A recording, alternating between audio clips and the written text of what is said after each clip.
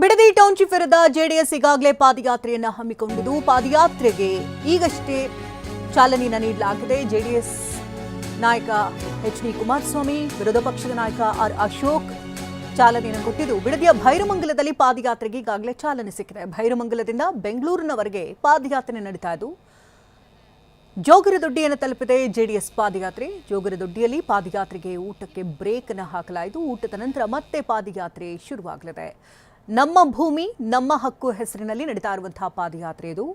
ಭೈರಮಂಗಲದಲ್ಲಿ ಪಾದಯಾತ್ರೆಗೆ ಚಾಲನೆಯನ್ನು ನೀಡಿದರು ಎಚ್ಡಿಕೆ ಹಾಗೂ ಅಶೋಕ್.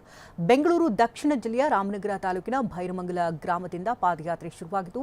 ಜೆಡಿಎಸ್ ಯುವ ಘಟಕದ ಅಧ್ಯಕ್ಷ ನಿಖಿಲ್ ಹಾಗೆ ಜೆಡಿಎಲ್ಪಿ ನಾಯಕ ಸುರೇಶ್ ಬಾಬು, ಸಂಸದ ಮಲ್ಲೇಶ್ ಬಾಬು ಹಾಗೆ ಶಾಸಕರಾದಂತಹ ಶರಣಗೌಡ ಕಂದಗೂರ್, ಸ್ವರೂಪ್, ಜಿಡಿ ಹರೀಶ್, ಶಾರದಾ ಪೂರ್ಯ ನಾಯ್ಕ್ ಸೇರಿದಂತೆ ಜೆಡಿಎಸ್ನ ಹಾಲಿ ಹಾಗೂ ಮಾಜಿ ಶಾಸಕರು, ಕಾರ್ಯಕರ್ತರು, ರೈತರು ಕೂಡ ಈ ಒಂದು ಪಾದಯಾತ್ರೆಯಲ್ಲಿ ಭಾಗಿಯಾಗಿದ್ದಾರೆ. ಪಾದಯಾತ್ರೆ ಈಗಾಗಲೇ ಸುಗಮವಾಗಿ ಸಾಗ್ತಾ ಇದೆ.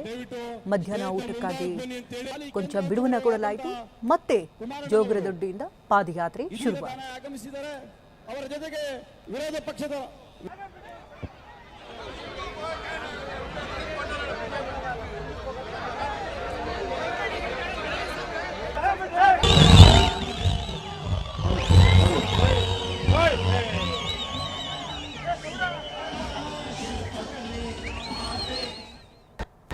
ರೆಡ್ ಝೋನ್ ಇವತ್ತು 5 ಟೌನ್ಶಿಪ್ ಮಾಡೋದಕ್ಕೆ ಮಾಡಿದ್ರಲ್ಲ, ರೆಡ್ ಝೋನ್ ತೆಗೆದಿದ್ದೀರಾ. ಈಗೇನೋ ಹೇಳೋದು, ಯಾರು ಭೂಮಿ ಕೊಡಲ್ಲ ಅವರ ಭೂಮಿಗಳನ್ನ ರೆಡ್ ಝೋನ್ ಮಾಡಲ್ಲ, ರೆಡ್ ಝೋನ್ ಅಲ್ಲೇ ಇಡ್ತಾರೆ. ರೆಡ್ ಝೋನ್ ಅಂದ್ರೆ ಅರ್ಥ ಏನು? ಇವತ್ತು ರೆಡ್ ಝೋನ್ ಅಲ್ಲಿ ಇರ್ತಕ್ಕಂಥ ಈ ಒಂದು ಭಾಗದಲ್ಲಿ ಬೆಂಗಳೂರಿನ ಹಲವಾರು ದಳ್ಳಾಳಿಗಳು ನನ್ನ ಹತ್ರ ಹೋಗ್ಬಿಟ್ಟ ದಳ್ಳಾಳಿ ನನ್ನನ್ನ ಟ್ರೋಫಿ ಹಾಕಿ ಇಲ್ಲೆಲ್ಲ ಪ್ರಮುಖ ರಸ್ತೆಯಲ್ಲಿ ಒಂದು ತೋಟ ಮಾಡ್ಕೊಂಡವ್ರೆ. ದಳ್ಳಾಳಿ ಹೋಗ್ಬ ಈಗ ಅಲ್ಲಿ ಸೇರ್ಕೊಂಡವ್ರೆ. ಇಲ್ಲೆಲ್ಲ ಏನೇನ್ಬೇಕು ಮಾಡ್ಕೊಂಡು ಅಲ್ಲಿ ಸೇರ್ಕೊಂಡು ಮುಖ್ಯ ರಸ್ತೆ ನಾನ್ ಕಾಣ್ತಾ ಇರೋದ. ಇಲ್ಲಿ ನೋಡಿದೆ ಅವತ್ತು ಇಲ್ಲಿ ನಿಂತಿದ್ದ, ಇಲ್ಲಿ ನಾವಿಲ್ಲಿ ಬಂದಾಗ ಮುಖ್ಯಮಂತ್ರಿ ಕಳಿಸಪ್ಪ ಅಂತ ಹೇಳಿದ್ರು. ರೈತರ ಬದುಕಿನ ಪ್ರಶ್ನೆ, ರೈತರ ಎದೆ ಮೇಲೆ ಮರಣ ಶಾಸನವನ್ನ ಬರೀತಕ್ಕಂಥ ಈ ರಾಜ್ಯ ಸರ್ಕಾರದ ಪತನಕ್ಕೆ ಬಹುಶಃ ಇವತ್ತಿನ ಪಾದಯಾತ್ರೆ ಏನು ಪ್ರಾರಂಭ ಆಗಿದೆ, ಅದಕ್ಕೆ ಶಂಕುಸ್ಥಾಪನೆಯನ್ನು ಮಾಡ್ತಕ್ಕಂಥದಕ್ಕೆ ತಾವೆಲ್ಲರೂ ಕೂಡ ಸನ್ಮಾನ್ಯ ಕುಮಾರಣ್ಣ ಅವರ ಒಂದು ಆಶೀರ್ವಾದದಲ್ಲಿ, ಸನ್ಮಾನ್ಯ ದೇವೇಗೌಡರ ಸಾಹೇಬರ ಮಾರ್ಗದರ್ಶನದಲ್ಲಿ ಇವತ್ತು ನಾವು ನೀವೆಲ್ಲರೂ ನಡಿಬೇಕಾಗಿದೆ.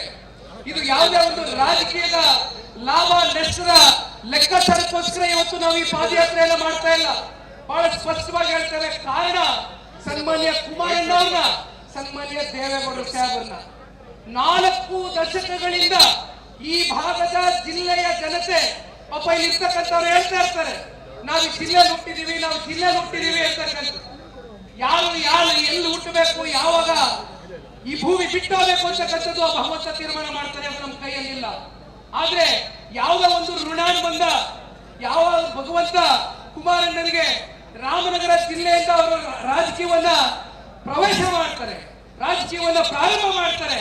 ಇಂಥ ಒಂದು ಪುಣ್ಯ ಜಿಲ್ಲೆಯಲ್ಲಿ ನಮ್ಗೆ ರಾಜಕೀಯವಾಗಷ್ಟೇ ಅಲ್ಲ, ವೈಯಕ್ತಿಕವಾಗಿ ನೀವುಗಳು ನಮ್ಮನ್ನ ನೋಡ್ತಕ್ಕಂಥ ರೀತಿ, ಕೊಡ್ತಕ್ಕಂಥ ಗೌರವ, ಇವೆಲ್ಲವನ್ನ ನೋಡಿದಾಗ ಇವತ್ತು ನಿಖಿಲ್ ಕುಮಾರಸ್ವಾಮಿ ಕುಟುಂಬದ ಒಬ್ಬ ಕುಡಿಯಾಗಿ, ದೇವೇಗೌಡರ ಸಾಹೇಬರ ಮೊಮ್ಮಗನಾಗಿ, ಕುಮಾರಣ್ಣ ಅವರ ಮಗನಾಗಿ ನನ್ನ ಒಂದು ಜವಾಬ್ದಾರಿಯ ಒಂದು ಅರಿವು ನನಗಿದೆ.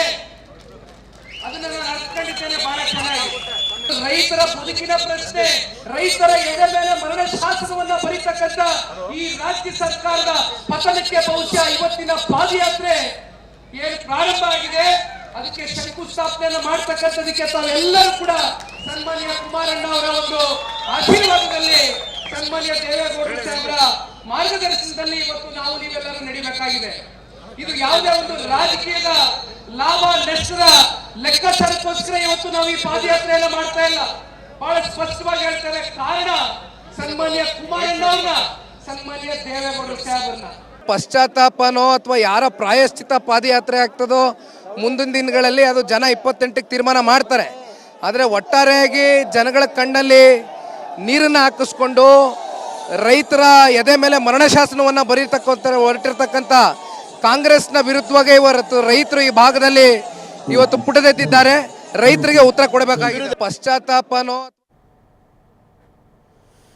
ಇನ್ನು ರಾಜ್ಯ ಸರ್ಕಾರದ ವಿರುದ್ಧ ರೈತರ ಪರವಾಗಿ ಈಗಾಗಲೇ ಪಾದಯಾತ್ರೆ ಆರಂಭ ಆಗಿದ್ದು ಆಕ್ರೋಶವನ್ನು ವ್ಯಕ್ತಪಡಿಸಲಾಗ್ತಾ ಇದೆ.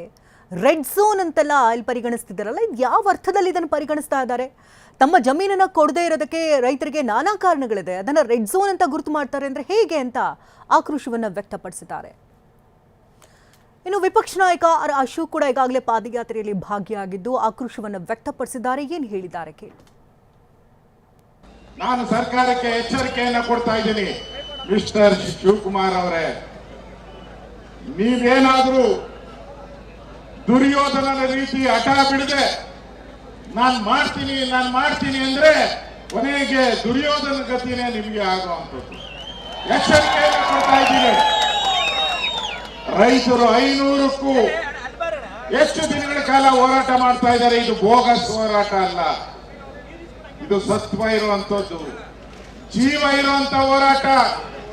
ರೈತರ ಮಕ್ಕಳು ಹೋರಾಟ ಮಾಡ್ತಾ ಇದ್ದಾರೆ ತಮ್ಮ ಜಮೀನಿನ ಹಕ್ಕನ್ನು ಉಳಿಸ್ಕೊಳ್ಳೋಕ್ಕೋಸ್ಕರ.